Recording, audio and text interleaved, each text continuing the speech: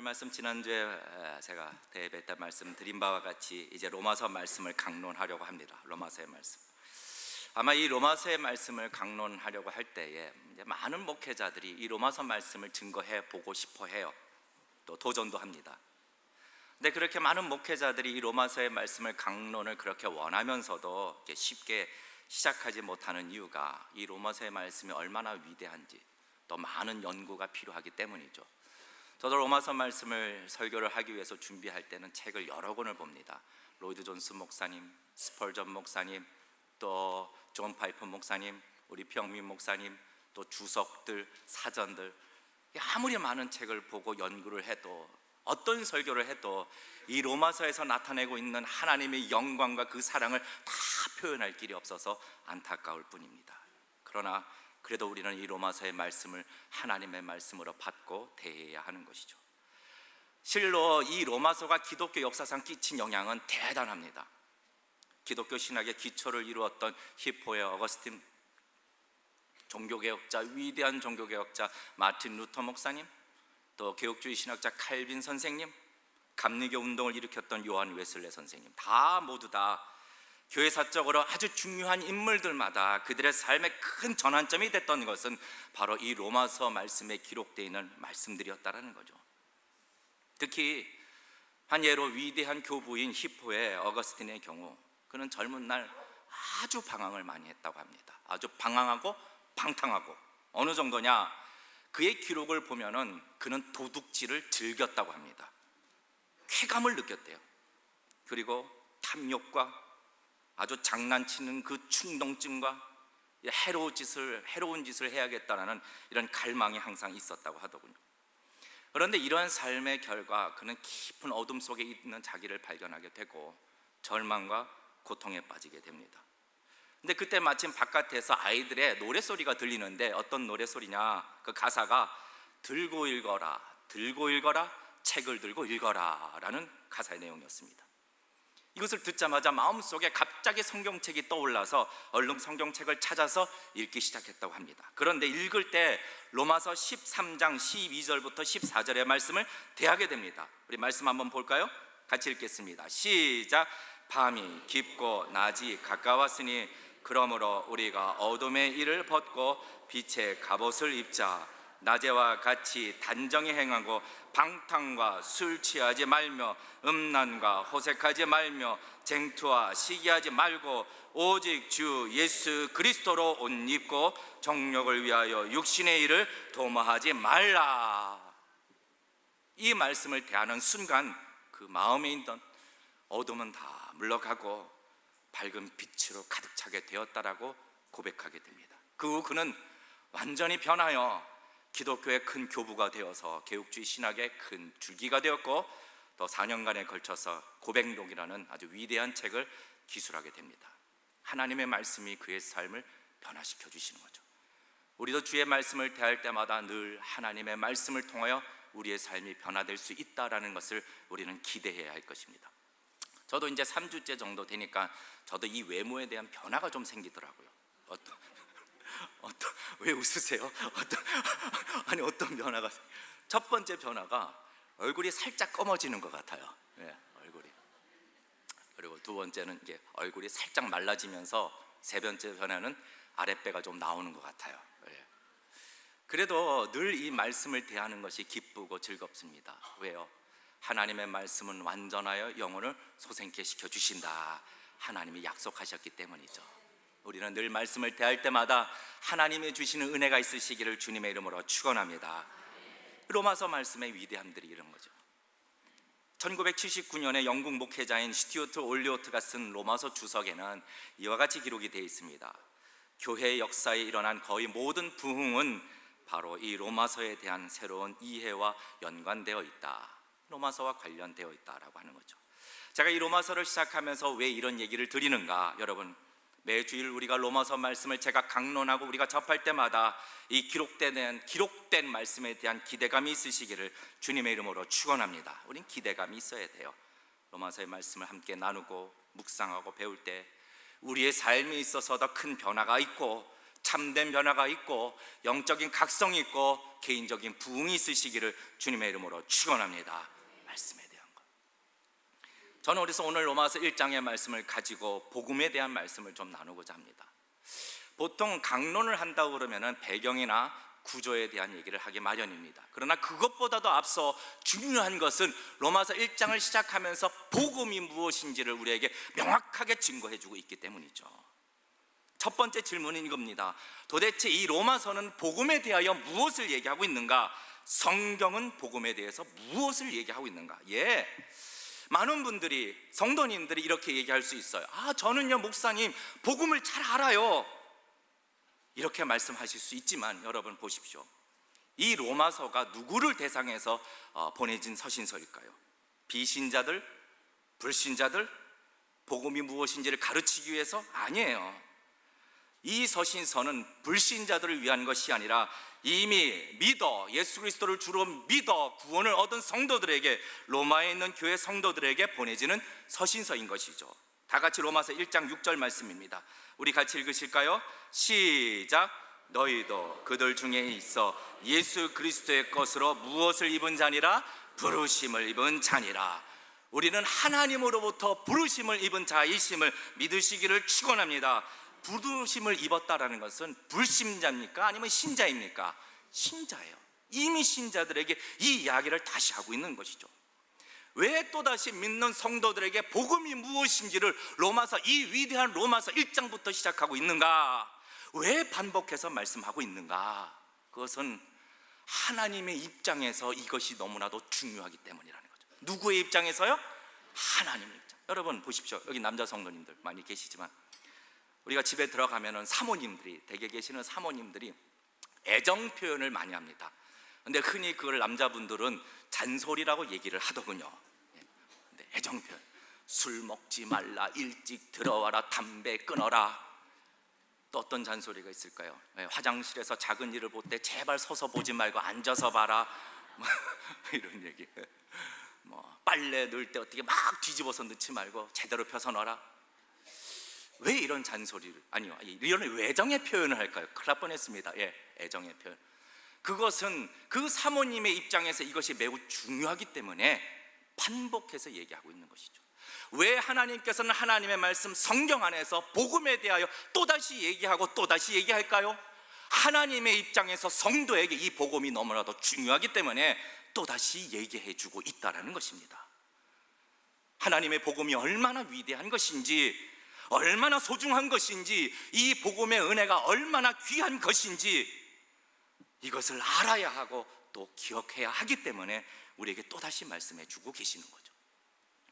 베드로전서, 신약성경 서신서 중에 베드로전서가 있습니다. 이 베드로전서의 배경은 당시 AD 64년에 로마 황제에 의해서 성도들에게 아주 큰 불같은 시험과 죽음의 고통이 시작이 됩니다. 죽음의 고통과 핍박 앞에 있는 성도들에게 이 베드로 서신서에서 강조하는 것이 무엇이냐? 너희가 가지고 있는 이 복음이 얼마나 귀한 것인지를 너희는 알아라 하는 것입니다. 베드로전서 1장 12절 말씀입니다. 우리 같이 읽겠습니다. 시작. 이 섬긴 바가 자기를 위한 것이 아니요 너희를 위한 것임이 계시로 알게 되었으니 이것은 하늘로부터 보내신 성령을 힘입어 복음을 전하는 자들로 이제 너희에게 구한 것이요 천사들도 살펴보기를 원하는 것이라. 누가 살펴보기를 원한다고요? 천사들도.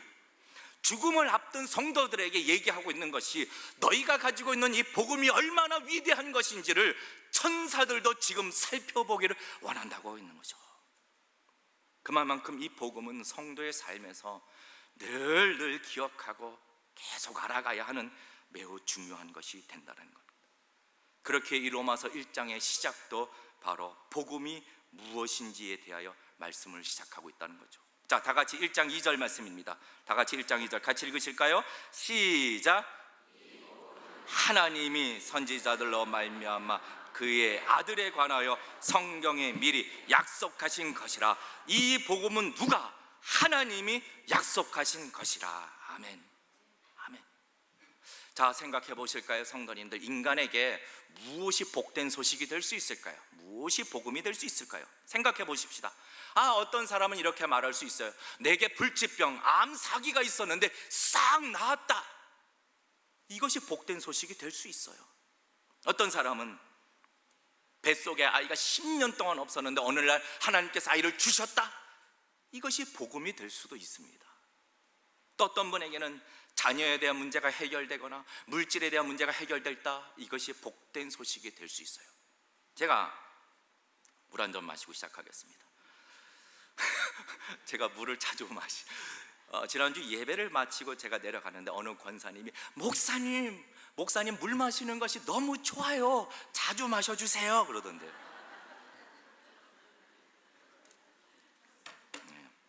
제가 대학 다닐 때 아주대학교 화학공학과 학사과정에 있을 때 그날따라 제가 너무 수업 받기가 싫은 거예요. 공부하기가 싫은 거예요. 뭐 하기가 싫다고요? 공부하기가 싫어요.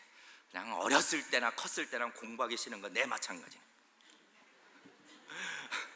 공부하기 싫은 거예요. 그날도 너무나도 수업이 싫었는데 그래서 책상 앞에 딱 교수님을 기다리고 있는 거죠.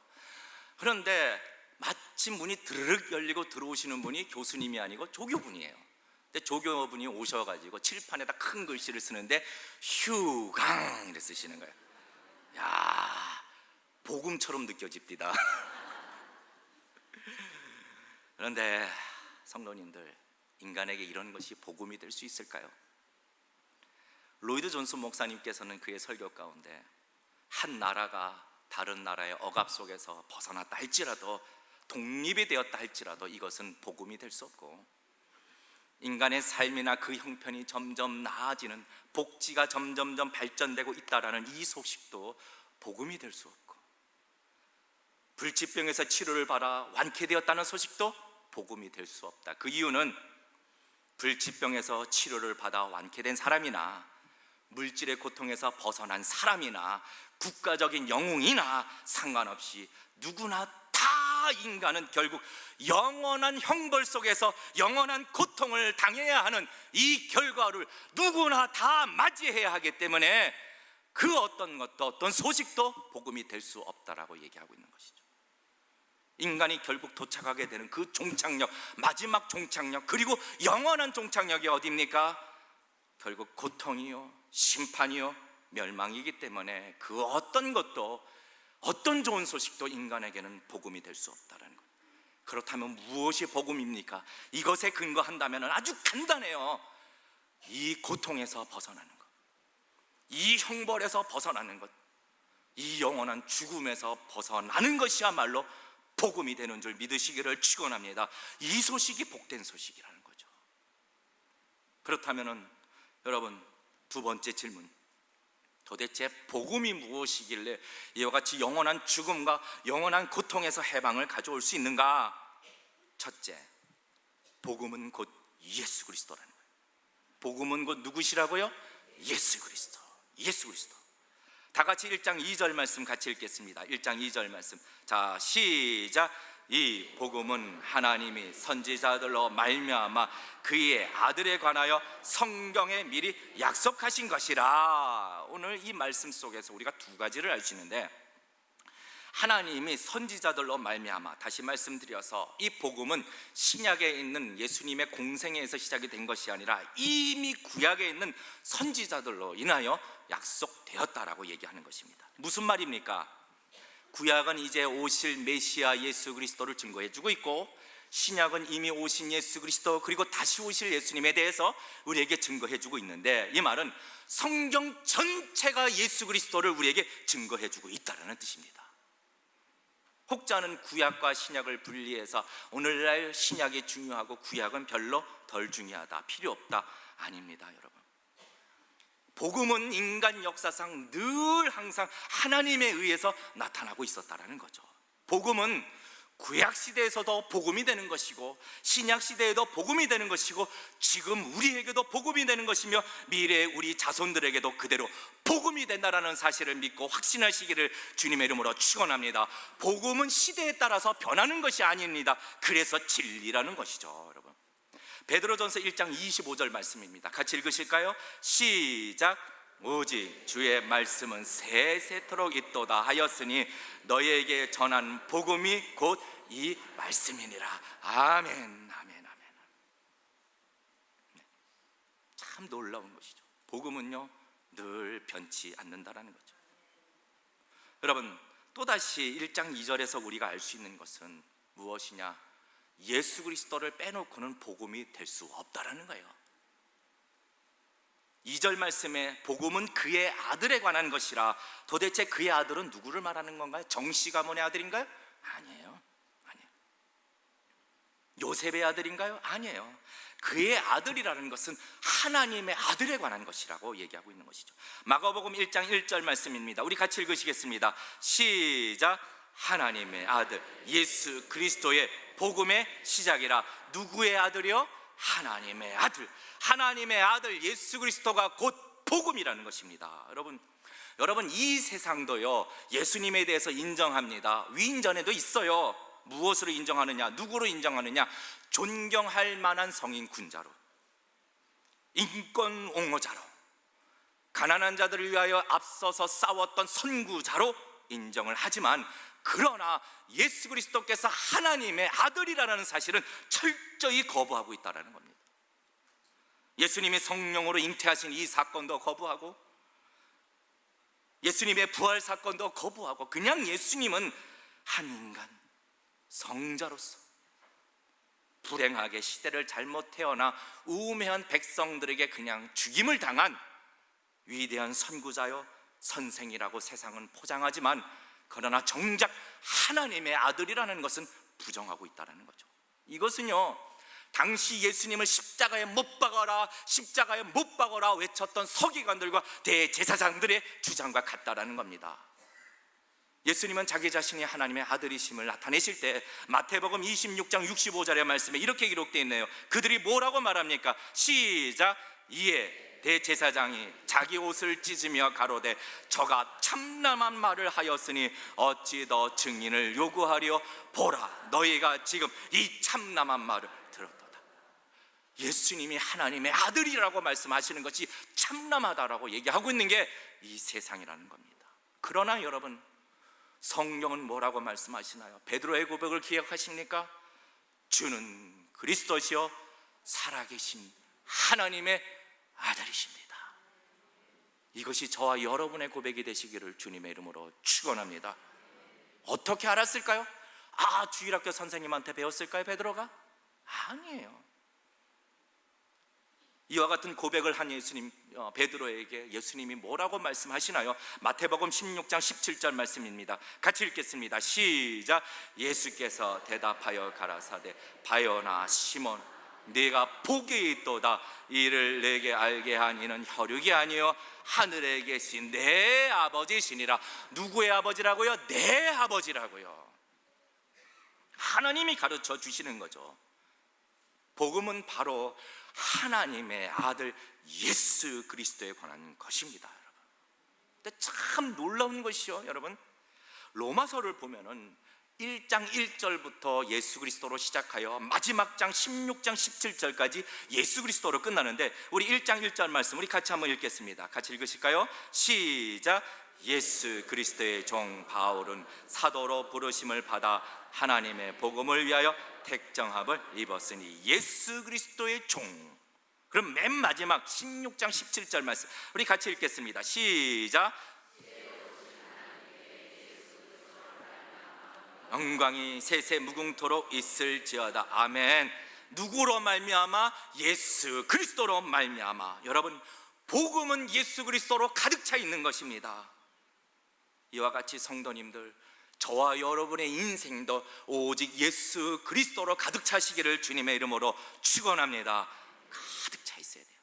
한 인간이요, 세상에서 모든 것을 다 가졌다, 벤틀리도 있고 뭐도 있고 저것도 있고 이것도 있고 다 가졌다 할지라도 그 마음에 예수 그리스도께서 계시지 않는다라면은 그는 아무것도 소유하지 않은 자인 것이죠. 아무것도 없는 자입니다. 반면에 이 세상에서 아무것도 없다 할지라도, 내게 가지고 있는 건 아무것도 없다 할지라도 그의 마음속에 예수 그리스도가 계시다면은 그는 이 세상의 모든 것을 다 가진 자라는 것이죠. 여러분, 간절히 원하는 것은 저와 여러분의 인생이 이와 같이 예수 그리스도로 가득 채워지시기를 주님의 이름으로 축원합니다. 이것이 첫 번째 중요한 것. 복음은 곧 예수 그리스도라는 거죠. 두 번째로 복음은 또 무엇인가요? 1장 16절 말씀, 로마서 1장 16절 우리 같이 읽겠습니다. 시작. 이 복음은 모든 믿는 자에게 구원을 주시는 하나님의 능력이 됨이라. 첫째는 유대인에게요, 둘 헬레인에게로다. 아멘. 두 번째로 복음은 곧 구원을 얘기하고 있다. 무엇을 얘기한다고요? 구원. 구원. 그러니까 복음이 무엇인지를 아는 사람은 결국 구원이 무엇인지를 명확하게 알고 있는 것이죠. 뭐 장난식으로 너 구원 받았냐? 그래, 나 10원이 있다, 이러면 안 되는 거고, 구원은 이렇게 조롱받을 게 아니에요. 여러분, 구원이라는 소테리아, 이 구원이라는 의미는 단지 어려움 속에서 건짐을 받거나 문제가 해결되었거나 여러분 이런 막연한 뜻이 아니라, 구원이란 죄의 책임, 길티, 죄책으로부터 건짐을 받았다는 거예요. 도대체 죄책이 뭐냐? 죄에 대한 책임이 뭐냐? 성도님들, 모든 인간은 다 자기 죄에 대한 책임을 반드시 져야 합니다. 반드시 어느 한 사람도 이 죄에 대한 책임에서 벗어날 수 없다라는 거죠. 왜요? 모든 사람이 다 죄가 있기 때문에. 로마서 3장 23절 말씀 같이 읽겠습니다. 시작. 모든 사람이 죄를 범하였으며 하나님의 영광에 이르지 못하더니. 모든 인생은 죄의 결과로 다 죽습니다. 혹시 여기 저 안 죽을 분 계십니까? 다 죽어요. 다 죽어요. 우리 예원이, 또 예원이 얘기하네요. 예원이가 유치원 들어갈 때쯤 워낙 책을 잘 안 읽어요. 뭘 안 읽는다고요? 책을 잘 안 읽어요. 그러니까 지 엄마가 꾀를 내가지고 어떻게 하느냐, 전기 위인집 있죠? 위인집을 갖다가 잠자는 머리맡에 잔뜩 꼽아놓은 거예요. 잠자는 머리맡에. 그러면 언젠가 또 자기 전에 책을 읽겠지, 기대감 속에. 그래도 안 읽더라고요. 어쨌든 어느 날 잠자기 전에 갑자기 책을 보더니 손가락으로 딱 가리켜요. 유관순 누나. 누구라고요? 유관순 누나. 그러면서 엄마, 유관순 누나가 누구야? 라고 물어보네요. 여러분, 유관순 누나가 누구십니까? 예, 맞습니다. 예. 우리나라가 일본 치하에 있을 때 우리나라 독립운동을 위하여 태극기를 열심히 흔들었던 애국자 유관순 누나, 이 얘기를 해줍니다. 그래? 그런데 이 언니 지금 어디 있어? 라고 물어보는 거예요. 어디 있어? 죽었어. 그랬죠. 죽었어. 이번에는 이순신 장군 책을 딱 가리키는 겁니다. 저 할아버지 누구야? 이순신 장군님, 옛날 우리나라가 일본으로부터 공격당할 때 거북선을 만들어서 다 물리치신 위대한 장군이야. 할아버지야. 그래? 이 할아버지 지금 어디 있어? 죽었어. 이번에는 또 다른 책을 가리키면서 이분은 어디 있어? 죽었어. 이 사람은요? 죽었어. 그러자 벌써 얼굴빛이 달라지더군요. 그러면서 엄마, 도대체 왜 그래? 왜 내 잠자는 머리맡에 다 죽은 사람 책을 갖다 놓은 거야? 그랬더니 그렇죠, 다 죽습니다. 다 죽어요. 어떤 위인이라 할지라도, 나라를 구한 위대한 사람이라 할지라도 다 죽게 되어 있습니다. 히브리서 9장 27절 말씀 우리 같이 읽으실까요? 시작. 한 번 죽는 것은 사람에게 정하신 것이요 그 이후에는 심판이 있으리니. 어떤 위인이라도 다 죽어 결국은 하나님의 심판대 위에 서게 돼 있는 것이죠. 그리고 죄에 대한 판결을 받는데 요한계시록 20장 14절 말씀입니다. 우리 같이 읽으실까요? 시작. 사망도 음부도 불못에 던지우니 이것은 둘째 사망 곧 불못이라. 둘째 사망, 영원히 꺼지지 않는 그 고통스러운 불못에 내어 던진다라는 거죠. 이것이 죄에 대한 책임인 것입니다. 이 고통은 얼마나 큰지 우리가 상상도 못해요. 누구는 우스갯소리로 한국 사람들은 이런 지옥을 잘 버틴대나 어쩐대나, 왜? 찜질방에 불가마 있다고. 여러분, 상상도 못해요. 이런 건 사실은 상상도 못합니다. 그러나 복음은 곧 구원으로서 영원한 고통과 영원한 좌절과 영원한 아픔과 영원한 사망인 그 죄의 책임으로부터 건짐을 받는 것, 이것이 구원이라는 것이죠. 이것이 곧 복음이라고 우리에게 말씀하고 있는 것입니다. 성도님들, 예수 그리스도의 복음을 다 믿으십니까? 예수 그리스도의 복음을 다 믿으십니까? 그러면 저와 여러분 이 죄의 책임으로부터 완전히 벗어난 복된 백성인 줄 믿으시기를 주님의 이름으로 축원합니다. 이제 우리는 어디 가기 다 틀렸다고요? 그렇습니다. 예, 우리는 지옥 가기 다 틀렸어요. 여러분, 우리는 하나님께서 약속하신 저 천국에 들어가는 구원을 받았다는 것. 그래서 우리는 이 복음을 생각할 때 늘 우리 안에는 감동이 있어야 되는 거예요. 감동, 그 은혜에 대한 감동. 세 번째로, 그렇다면 또 복음이 무엇인가? 오늘 우리에게 주시는 말씀이 있습니다. 다시 1장 16절 말씀입니다. 우리 같이 읽으실까요? 시작. 내가 복음을 부끄러워하지 아니하노니 이 복음은 모든 믿는 자에게 구원을 주시는 하나님의 능력이 됨이라. 하나님의 무엇이 된다고요? 능력. 구원, 복음은 하나님의 능력이 된다라는 것이죠.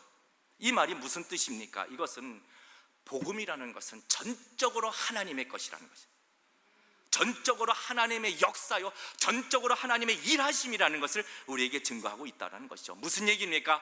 복음은 100% 하나님의 일하심에 의해서만 나타나는 것이지 인간의 행위나 인간의 의지나 인간의 것은 아무것도 없다라는 것입니다.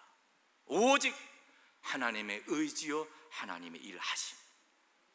복음에는요, 너희가 무엇을 해라고 이렇게 요구하지 않습니다. 복음은 하나님의 것이고 하나님의 능력 그 자체가 복음이라는 것. 내게 자유의지가 있어서 내가 믿었다라고요? 내게 공로가 있다고요? 아니요. 복음은 오직 하나님의 것이고 하나님의 일하심에서 이루어진 것이죠. 하나님이 이 구원을 계획하셨고 계획하신 대로 예수 그리스도를 이 땅에 보내어 주셨고 십자가에 죽이셨고 부활시키셨고 하나님께서는 이 구원을 완성시키셨다라는 것입니다. 여러분, 내가 의지를 갖고 믿었다고요? 아니요. 성도님들, 하나님께서 우리가 구원 얻는 믿음을 가질 수 있도록 하나님이 이 믿음을 우리에게 주신 것을 믿으시기를 주님의 이름으로 축원합니다. 그래서 복음은 완전히 하나님의 것이요 하나님의 은혜라는 것입니다. 여러분, 우리는 이것을 늘 기억해야 돼요. 내가 복음을 받았다라는 것은 내가 하나님의 놀라운 은혜를 받았다. 여러분, 마지막으로, 그렇다면 이제 바울은 이 복음에 대해서 어떤 태도를 보이고 있는가입니다. 우리 16절 말씀 다시 한번 읽을까요? 16절 시작. 내가 복음을 부끄러워하지 아니하노니. 여기까지. 내가 복음을 뭐하지 않겠다고요? 부끄러워하지 않겠다. 여러분, 이 표현은 그냥 내가 부끄러워하지 않아야겠다 이런 게 아니라, 여러분, 이 수사법이라는 게 있어요. 수사법. 어떤 문장에 어떤 강조를 하거나 특별한 것을 의미를 부여할 때 이 수사법 중에 곡언법이라는 게 있습니다. 곡언법. 무슨 법이요? 곡언법. 예, 곡언법. 무엇이냐? 의식적으로 어떠한 단어를 실제보다 작게 표현하거나 적게 표현하거나 약간 부정적인 표현을 통해서 아주 강하게 긍정하는 방법을 이 곡언법이라고 합니다. 예를 들어서, 야, 예진이가 솜씨가 보통이 아니야. 여러분, 이 보통이 아니라는 게 보통보다 떨어진다는 겁니까? 월등하다는 겁니까? 월등하다는 거죠. 내가 복음을 부끄러워하지 아니하노니, 이 표현은요, 내가 복음을 너무나도 자랑스럽게 여긴다라는 표현인 것입니다. 절대로 나는 이 복음을 확신하리라. 이것이 복음을 알고 있는 바로 사도 바울의 태도가 되는 것이죠. 사도 바울은 이 복음을 절대적으로 확신하며 자랑하고 있는 것입니다. 성도님들, 먼저는 우리는 이 복음이, 우리가 받은 이 복음이, 하나님이 주신 이 복음이 곧 예수 그리스도를 말하는 것이고, 이 복음은 절대적으로 하나님의 것이며 오직 하나님에 의하여 주어지는 은혜라는 사실을 확신하시기를 주님의 이름으로 축원합니다. 우리는 이 복음으로 말미암아 이 귀한 복음으로 말미암아 죄의 권세로부터, 죄의 책임으로부터 영원히 벗어났음을 여러분 확신하실 뿐만 아니라 자랑하시는 저와 여러분이 되시기를 주님의 이름으로 축원합니다. 여러분, 무엇보다도 소망이 어디에 있습니까? 복음에 있다라는 것입니다. 우리는 절대적으로 이 복음을 확신해야 하는 것이죠. 바울은, 아니 하나님께서는 이 로마서 전체를 통하여, 아니 성경 전체를 통하여 너희는 이 복음을 절대적으로 확신하라고 우리에게 증거해 주고 있는 것이죠. 너희가 비록 죽음의 고난 앞에 서 있을지라도 너는 복음을 기억하라고요. 이제 말씀을 마칩니다. 성도님들, 우리는 우리 인생을 좀 뒤돌아볼 필요가 있어요. 어떻게 하나님이 우리를 그렇게 끈질기게 부르셨을까? 왜요? 우리에게 이 복음을 주시기 위해서요. 그 은혜가 얼마나 큰지 알라고요. 우리는 이미 나는 복음을 잘 알아 이렇게 생각한다 할지라도 여전히 겸손한 마음으로 하나님 말씀 앞에서 복음을 또다시 생각해야 하는 것이죠. 또다시. 스펄전 목사님께서 어느 날 자리에 앉아서 울고 있어요. 계단 앞에서 울고 있어요. 지나가는 한 동네 주민이, 아니 목사님 왜 울고 계십니까?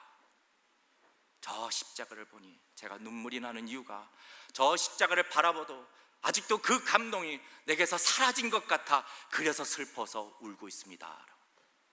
성도님들, 늘 복음에 대한 감동이 저와 여러분의 삶의 자리에서 넘쳐나시기를 주님의 이름으로 축원합니다. 내가 받은 복음이 어떤 복음입니까? 부끄러워해야 할 복음입니까? 아니요. 오히려 자랑스러워하는, 절대적으로 확신해야 하는 그 복음이 되시기를 주님의 이름으로 축원합니다. 이 고백이 저와 여러분의 고백이 되어 하나님을 기뻐하시게 할 뿐만 아니라 하나님께서 우리에게 주시는 기쁨과 평강이 늘 넘치시기를 주님의 이름으로 축원합니다. 우리의 삶이 나그네와 같을지라도 그것을 보는 것이 아니라 복음을 바라보시고 그 복음이 내게 있다는 것을 기억하시며 늘 승리의 삶을 당당하게 살아가는 저와 여러분이 되시기를 주님의 이름으로 축원합니다.